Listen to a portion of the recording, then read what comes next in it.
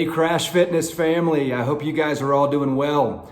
Mark Schmidt coming to you from Buena Vista in Guatemala. And man, how great to share with you guys today. I just finished up week 2 of March Madness Challenge, and man, is it kicking my tail, which brings me to my challenge and my encouragement today. Man, the more I do this Crash Fitness, the more I realize how far I've got to go and things in my life physically that I need to get rid of, whether it's weight, whether it's bad habits, in order to be able to excel at Crash Fitness. I always appreciate how Anthony and Danae focus on how we all go at our own pace. Give your best, do your best, and do what you can do, but honor God with your body as you're doing it. And that always challenges me because sometimes, man, I feel discouraged or whatever, but man, so much enjoying Crash Fitness and hearing shout outs from them and hearing from all you guys in these devotions. But I wanted to just take a second here and turn our attention, if we could, to the book of Hebrews,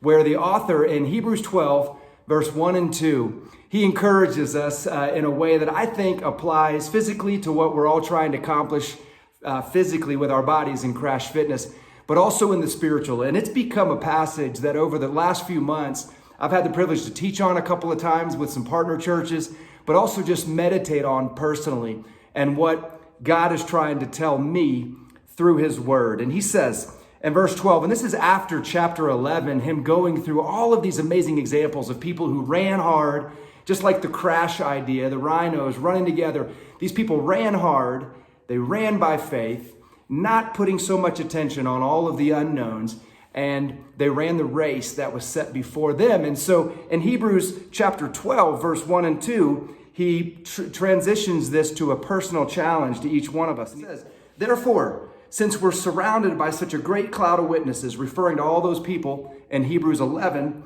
let us throw off everything that hinders and the sin that so easily entangles, and let us run with perseverance the race marked out for us, fixing our eyes on Jesus, the pioneer and perfecter of the faith. For the joy set before him, he endured the cross, scorning its shame, and he sat down at the right hand of the throne of God.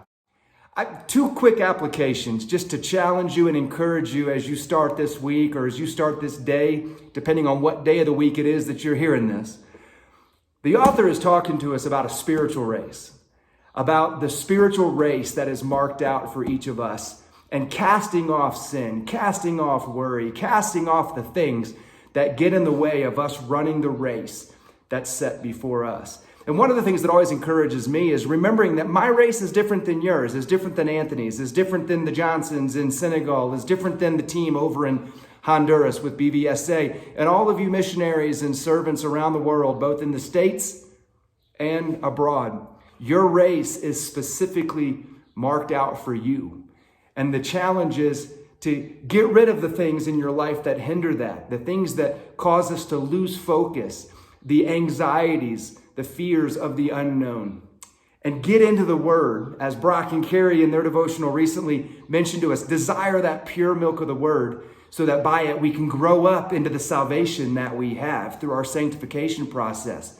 But casting off these things, and it also made me think of the physical. In order to honor God with our bodies, to honor God in this race that we're running, trying to be physically fit so that we can be more proactive and more fruitful in the kingdom work, what is it that you have to lay off physically?